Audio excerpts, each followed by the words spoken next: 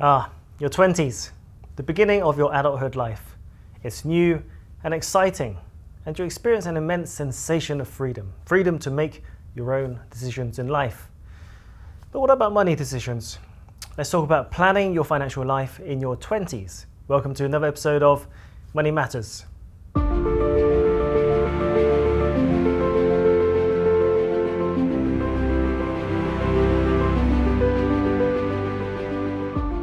You're working in your full-time job and the money is rolling in.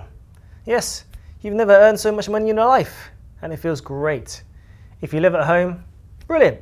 Don't let this opportunity pass. You have the double whammy of earning good money whilst not having to pay rent, or maybe not as much rent. If you've moved out into your own place, also brilliant. Revel in the sense of freedom, but be careful not to spend too much of your income on rent. How does it feel if more than half of your income, that's 2 full weeks of work, just goes towards your rent? Have you even checked if more or less than half? Lest we forget, you have bills to pay and there's groceries, travel, and of course entertainment. Is there anything left over at the end of the month? The reality is that many people spend all of their paycheck. I agree that city living is very expensive, no matter which city you live in. But there are things you can do to manage your money better, and I'll show you how. Create a spreadsheet that categorizes your expenses into groups and make this spreadsheet accessible on your mobile phone so that when you're out and about, you can input your expenditure so that you can continuously gather your spending data. The result is that you can see your spending habits in the form of a chart, which in turn helps you to alter your spending habits and trim some unnecessary expenses. The habits you form in your 20s could define your finances for the rest of your life. The objective in your 20s is to get a good head start, make things easier for yourself later on. Now, I know it's difficult to trim the fat. Life is fun, I get it. Been there, lived it, could have done better. That's why I'm telling you now. Take a detailed look at how much you spend in the bar, how much is your gym membership, and what about all those subscriptions that you've convinced yourself you simply must have? I'm not going to tell you what to spend. You have the freedom to make your own decisions. But think of it this way. The less you spend today, the more you can save and invest, and the more you can spend in the future without being limited by your paycheck. More on that later. You may need to budget for end-of-year tax payments, vacations, and other preordained events in the calendar. You can also consider opening other bank accounts just for these events. So work out what your tax bill would be, divide by 12, and save that amount in a dedicated account so that you can pay your tax bill at year end. It's a similar process for vacations. You set yourself a budget and stick to it, and remember that vacations are discretionary, not essential. Yes, I hear you crying out back there. It's your income. Your income isn't high enough, right? I get it. It's not fair. If you're not smarter than others, you'll have to work harder. The world is full of those who are not particularly smart or talented, but graft and grind and are laser focused on the task at hand. Whether it's climbing the corporate ladder or running your own business, there's simply no substitute for hard work. Be prepared for everything. Do more hours than your peers. Keep learning and growing, and be professional at what you do.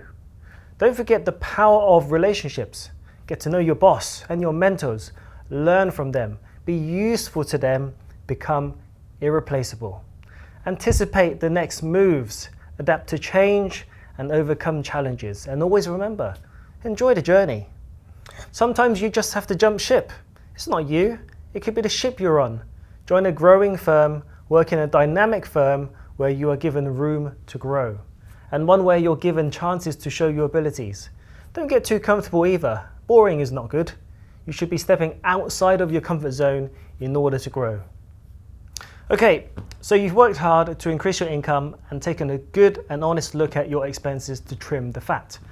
And from it, you've created a decent disposable income. Now what? First, you need to create healthy cash reserves. Why? Well, life has a way of throwing curveballs at you, and these events often cost money. This is why having emergency funds on hand will get you out of trouble. For example, being made redundant. Whilst you may have some redundancy pay from your employer, it's always better to have some cash on hand in case that is not enough. Second, you can now consider investing. The point of investing is to grow your money. Your money will grow even as you sleep. This is also known as wealth creation. You do not necessarily need a capital lump sum to invest, as you can invest small amounts on a monthly basis. There are many platforms out there that can take a standing order from your bank account, and you can time it to take payments just after payday. You should be able to invest nearly all of your disposable income, but leave yourself some wiggle room, particularly if you're just starting out.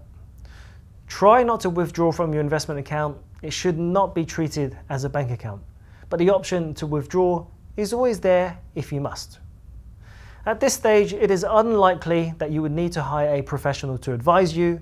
Just get an account open at a reputable platform and get your regular investment account going. That is, unless you have no self-discipline, you acknowledge that you are struggling to control your spending, and that the same way that one may hire a fitness instructor, you hire a financial planner to get you going, to help you budget your money and introduce a structured plan for the medium to long term, specifically targeting your aspirational future. Thirdly, review but don't react. It is important to review your portfolio regularly, but be aware not to react to the media on a whim. Nearly all financial noise, be it from respectable media outlets or peer-to-peer information like on social media, is of a short-term nature. Many market participants are highly affected by this news. But as a retail investor, you have a much longer-term investment time horizon. Therefore, you can filter out much of the noise and remain steadfast through the natural day-to-day movements of the markets. Additionally, pick assets that are mainly equities based, which would include equity funds either in mutual fund form or ETF form, which means you are seeking higher returns whilst acknowledging that you can bear higher levels of volatility because of your younger age and longer investment time horizon.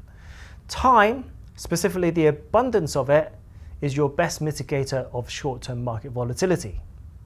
Finally, continue to make decent additional contributions into your investment account.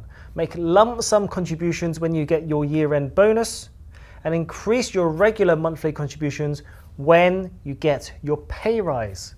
Making further contributions from new money is easy because you've never had it before. Upgrade the contributions to your investment account, not to your lifestyle. This is important to take advantage of these moments because in practical terms, it is nearly impossible to downgrade your lifestyle in order to increase contributions to your account. I've said it a million times before. Once you drive a Mercedes, it's impossible to return to a Toyota. You get my point. Overall, remember the three main factors that determine the outcome of your investment: time, input, and return. Time.